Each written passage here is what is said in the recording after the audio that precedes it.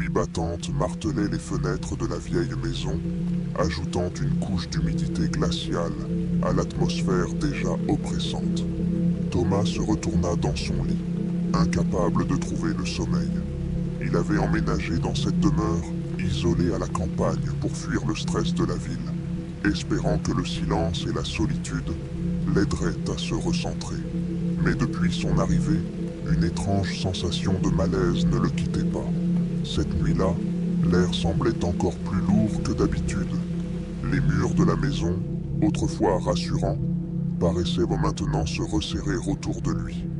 Le plancher grinçait doucement, comme si quelqu'un ou quelque chose se mouvait discrètement, observant chaque respiration de Thomas. Finalement, épuisé, il ferma les yeux et essaya de calmer son esprit.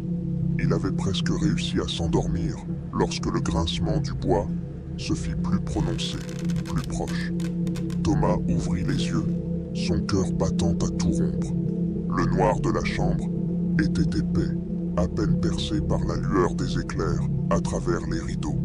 Alors qu'il se redressait légèrement, ses yeux s'ajustant à l'obscurité, il aperçut une forme assise au pied de son lit. Figé, Thomas sentit la terreur s'emparer de lui. La silhouette était mince, sa peau d'un gris cadavérique, et ses cheveux noirs et longs tombaient en désordre autour de son visage émacié. Mais ce qui glaça véritablement le sang de Thomas, ce fut son sourire. Un sourire large et déformé, révélant des dents pointues, comme si la créature se délectait de la peur qu'elle provoquait. Thomas tenta de bouger, de crier, mais son corps restait paralysé, figé par la terreur pure. La créature le fixait, ses yeux blancs, sans pupille, le transperçant, comme si elle voyait directement dans son âme. Chaque seconde semblait une éternité, alors qu'elle se penchait lentement en avant, rapprochant son visage de celui de Thomas, son sourire s'élargissant encore plus, si c'était possible. Puis, soudainement, elle murmura d'une voix rauque et sifflante. « Tu ne devrais pas être ici, c'est ma maison. » Le cœur de Thomas tambourinait dans sa poitrine, et dans un ultime effort de survie, il se força à se lever et à fuir. Il bondit du lit et courut vers la porte, mais il n'avait fait que quelques pas quand la porte se referma violemment devant lui, comme poussé par une force invisible.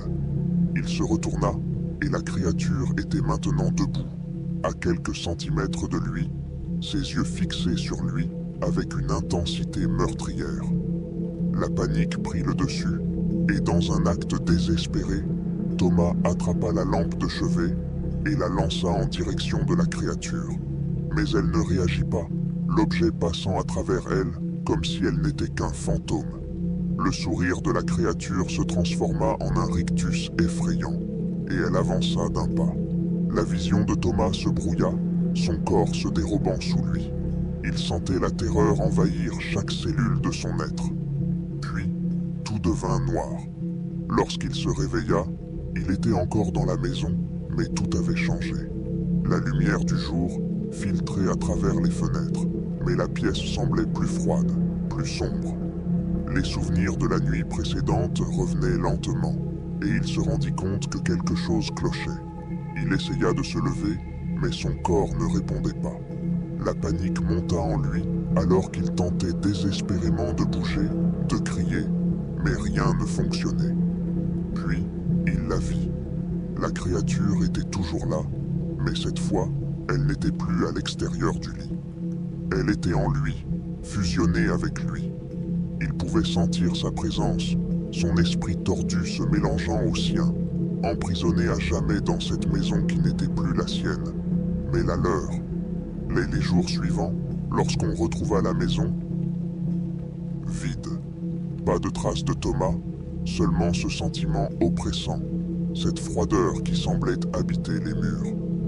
Les voisins racontèrent plus tard avoir vu des ombres se déplacer dans la maison, et certains prétendirent entendre des rires étouffés, comme si quelqu'un ou quelque chose se réjouissait de son nouvel habitant. Mais aucun d'eux n'osa jamais entrer pour vérifier.